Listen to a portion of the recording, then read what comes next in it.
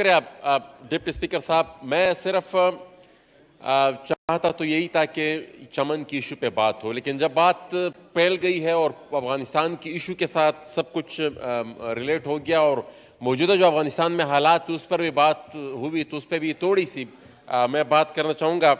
जनाब स्पीकर, हालात दिन ब दिन ख़राब हो रहे हैं, दहशतगर्दी दिन ब दिन बढ़ रही है और हर दिन यहाँ पर हमारे सूबे में और मुल्क के मुख्तलिफ कोनों में अटैक्स हो रहे हैं और ये उन्हीं हालात का तसलसल है जिसकी तरफ हम निशानदही कराते आ रहे हैं।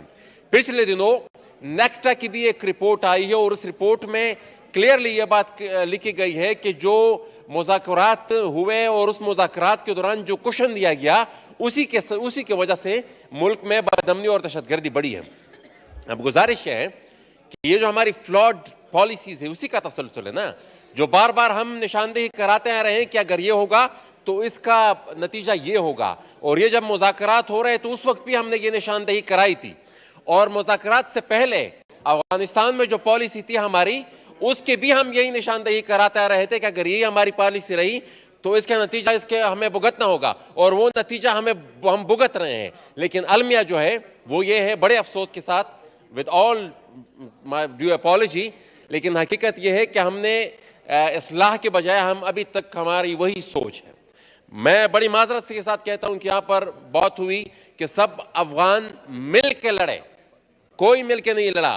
ये एक बंदूक बरदार ग्रोह वो जबरदस्ती आया, अमेरिकन गेम थी, अमेरिका ने दोहा डील के जरिए पूरा अफगानिस्तान को उनके हवाले किया। अब वो हमें उसको आगे भुगतना होगा और हम उस पूरी प्रोसेस में उसका हिस्सा रहे हैं और हमें अब उसको भुगतना भी होगा। ये किसी से हल नहीं होगा। ये मौलाना साहब ने तो उलमा कराम का नाम लिया, मैं इनको चैलेंज देता हूं कि वो हालात को ठीक करा कर दे।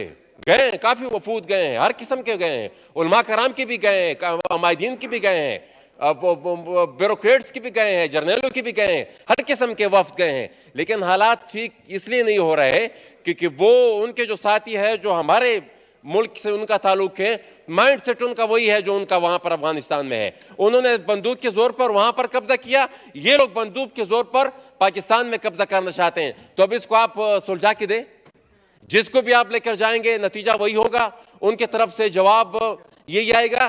तो ये जो क्लैरिटी है बतौर हुकूमत, बतौर रियासत, हमें अपने आप में लानी होगी कि भाई मिलिटेंट माइंड सेट के साथ हमें किसी किस्म का ताल्लुक और उनको डिस्करेज करना होगा। जब तक उसको हम डिस्करेज नहीं करेंगे इस माइंड सेट को और थोड़ा बहुत कहीं ना कहीं सॉफ्ट कॉर्नर होगा तो ये सारा सर्कल चलता रहेगा और हम एक रोमांस में मुब्तला होंगे और वो उस रोमांस में मुब्तला होंगे जिसमें हम मुजाहिदीन के वक्त में बीते, तालिबान के वक्त में बीते, अभी भी हैं। शायद इसके बाद दाइश का एक और वो सर्कल शुरू हो, एक और दौर आए और हम इसी रोमांस में मुब्तला रहेंगे कि भाई हमने फलाने को शिकस्त दी, हमने उसको शिकस्त दी, रूस को शिकस्त दी, अमेरिका को शिकस्त दी। बुनियादी तौर पर हम अपने आप को शिकस्त दे रहे हैं और अपने आप का ही अमन और अमान और अपने मुल्क के हालात तबाह बर्बाद कर रहे हैं। अफजल खान डांडला साहब।